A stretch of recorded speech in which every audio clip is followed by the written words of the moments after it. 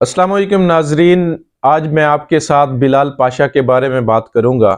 नाजरीन, बिलाल पाशा के बारे में जो तफसीलात हैं वो तो काफ़ी सोशल मीडिया पे वायरल हैं, तो सबके सामने हैं कि वो कौन थे, वो क्या काम करते थे, वो तो सबको पता है, सबने सुन रखा होगा। अब मैं सिर्फ आपको ना उसकी मौत के बारे में बताऊंगा कि बिलाल पाशा की मौत कैसे वाक़ई हुई और कहाँ पे उसकी मौत हुई, उसकी मौत की वजह क्या थी। ये सारी चीज़ें जो है मैं आपके साथ शेयर करने वाला हूँ। आपने वीडियो को बिल्कुल स्किप नहीं करना। बिलाल पाशा के वालिद ने बताया है कि बिलाल पाशा बन्नू में जॉब कर रहा था, ड्यूटी सर इंजाम दे रहा था।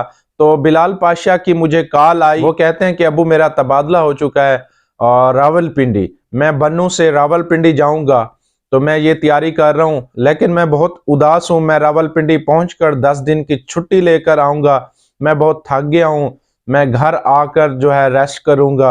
उसके वालिद ने उसे जवाब दिया, ठीक है बेटा, जैसे आपको अच्छा लगे। फिर वो कहते हैं कि मैं सो रहा था तो रात को तकरीबन 3-4 बजे बिलाल की कॉल आई, लेकिन मैं सो रहा था, मैंने रिसीव नहीं की। मैं जब सुबह उठा हूं तो मैंने देखा कि बिलाल की कॉल आई हुई थी। मैंने बिलाल को वापस कॉल की तो उसने रिसीव नहीं किया।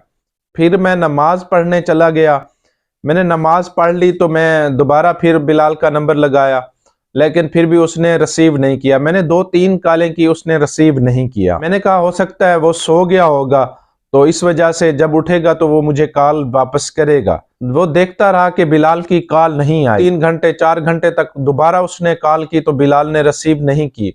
तो वो कहते हैं कि पहले कभी वो मसरूफ होते थे तो थोड़ी देर के बाद मुझे खुद वापस कॉल करते थे, लेकिन मैंने इतनी कॉलें की हैं तो उसने रिसीव नहीं की। मैं थोड़ा सा परेशान हुआ और फिर मैंने उसके दोस्त को कॉल की जो कि बन्नू में ही रहते हैं। तो उनको मैंने कॉल की कि इस तरह बिलाल नंबर नहीं रिसीव कर रहा, आप ज़रा पता लगाएं कि वो कहाँ है। तो उसके दोस्त बताते हैं कि हाँ जी बिल्कुल, मैं भी उसे कॉल कर रहा हूँ तो वो रिसीव नहीं कर रहा। चले मैं उनके मकान पे जाता हूँ, तो मैं फिर आपको जो है इन्फॉर्म करता हूँ कि बिलाल क्यों नहीं नंबर रिसीव कर रहे।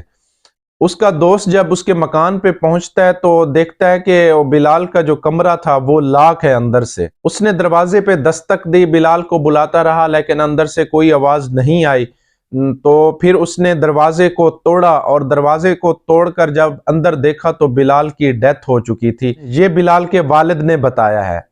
तो जो बन्नू से तफसीलात आई हैं पुलिस की तरफ से, वो क्या है वो भी मैं आपके साथ जरा शेयर कर देता हूँ। डीपीओ बन्नू ने कहा है कि हमें खबर हुई कि बिलाल पाशा की डेथ हो चुकी है, तो हम वहां पहुंचे, उसके रूम पर उसको गोली लगी हुई थी।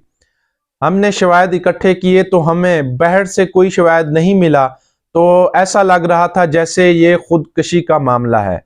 तो हम उसे हॉस्पिटल ले गए पोस्टमार्टम के लिए, तो वहाँ पोस्टमार्टम हुआ।